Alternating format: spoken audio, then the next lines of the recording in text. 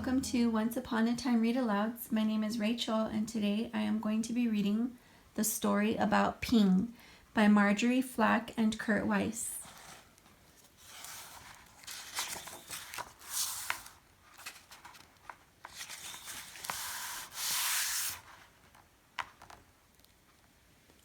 Once upon a time, there was a beautiful young duck named Ping.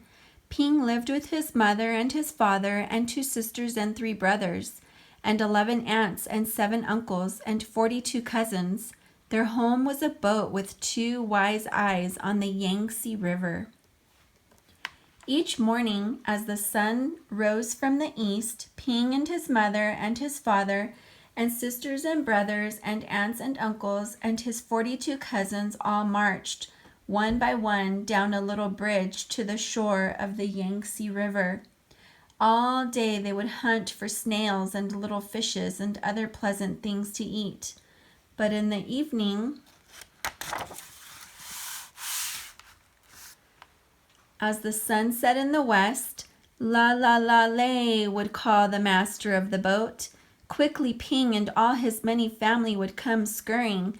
Quickly they would march one by one up over the little bridge and on to the wise-eyed boat which was their home on the Yangtze River.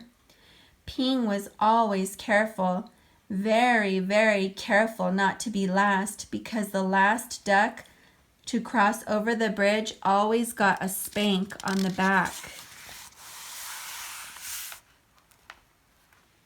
But one afternoon, as the shadows grew long, Ping did not hear the call because at that moment Ping was wrong side up, trying to catch a little fish. By the time Ping was right side up, his mother and his father and his aunts were already marching one by one up over the bridge. By the time Ping neared the shore, his uncles and his cousins were marching over. And by the time Ping reached the shore, the last of his 42 cousins had crossed the bridge. Ping knew he would be the last, the very last duck if he crossed the bridge. Ping did not want to be spanked. So he hid. Ping hid behind the grasses as the dark came and the pale moon shone in the sky. Ping watched the wise-eyed boat slowly sail away down the Yangtze River. All night long, Ping slept near the grasses on the bank of the river with his head tucked under his wing. And when the sun rose up from the east, Ping found he was all alone on the Yangtze River. There was no father or mother, or no sisters or brothers, no aunts or uncles, and no 42 cousins to go fishing with Ping. So Ping started out to find them, swimming down the yellow waters of the Yangtze River. As the sun rose higher in the sky, boats came, big boats and little boats, fishing boats and beggars' boats, houseboats and raft boats, and all these boats had eyes to see with. But nowhere could Ping see the wise-eyed boat which was his home. Then came a boat full of strange, dark fishing birds. Ping saw them diving for fish for their master. As each bird brought a fish to his master, he would give it a little piece of fish for pay. Closer and closer swooped the fishing birds near Ping. Now Ping could see shining rings around their necks, rings of metal made so tight the birds could never swallow the big fish they were catching. Swoop, splash, splash, the ringed birds were dashing here and there, all about Ping, so down he ducked and swam under the yellow water of the Yangtze River. When Ping came up to the top of the water, far away from the fishing birds, he found little crumbs floating, tender little rice cake crumbs, which made a path to a houseboat. As Ping ate these crumbs, he came nearer and nearer to the houseboat.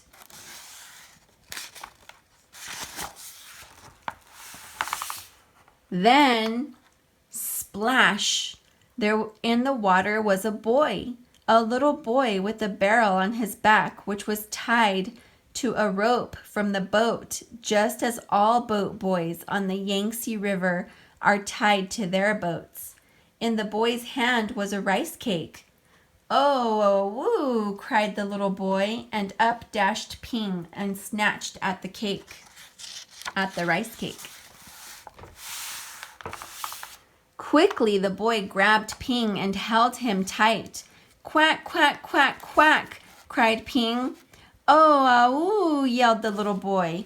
Ping and the boy made such a splashing and such a noise that the boy's father came running, and the boy's mother came running, and the boy's sister and brother came running, and they looked over the edge of the boat at Ping and the boy splashing in the water of the Yangtze River.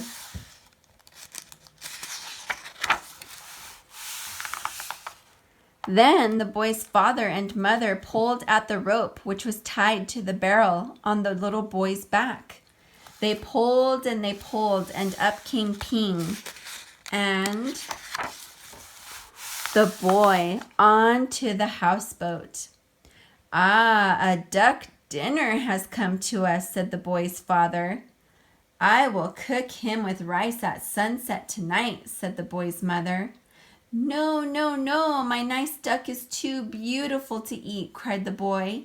But down came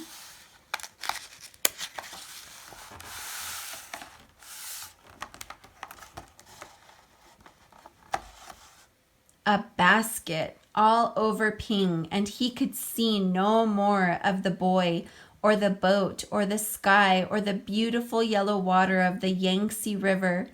All day long, Ping could see only the thin lines of the sun which shone through the cracks in the basket, and Ping was very sad. After a long while, Ping heard the sound of oars and felt the jerk, jerk, jerk of the boat as it was rowed down the Yangtze River. Soon the lines of sunshine which came through the cracks of the basket turned rose color, and Ping knew the sun was setting in the west. Ping heard footsteps coming near to him. The basket was quickly lifted, and the little boy's hands were holding Ping. Quickly, quietly, the boy dropped Ping over the side of the boat, and Ping slipped into the water, the beautiful yellow water of the Yangtze River. Then Ping heard this call, "La, la, la, la, lay."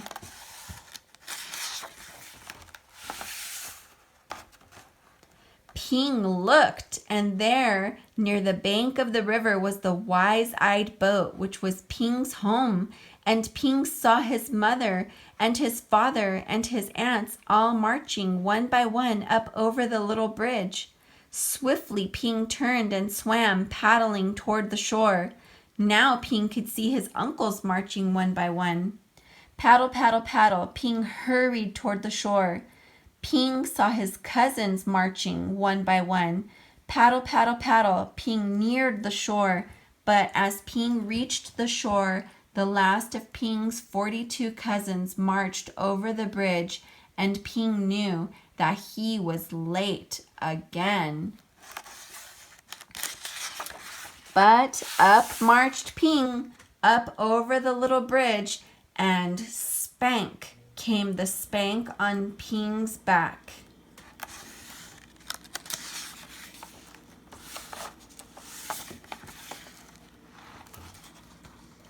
Then,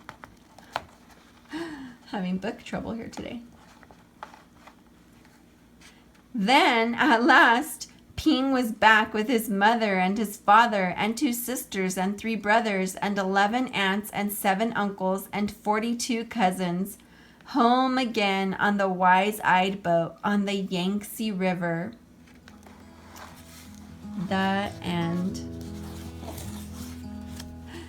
Thank you so much for joining me today at Once Upon a Time Read Alouds. I hope you enjoyed today's story. If you would like a copy of this book, all of the information is posted in the description below. Be sure sure to click the like button and subscribe to our channel. See you next time. Bye-bye.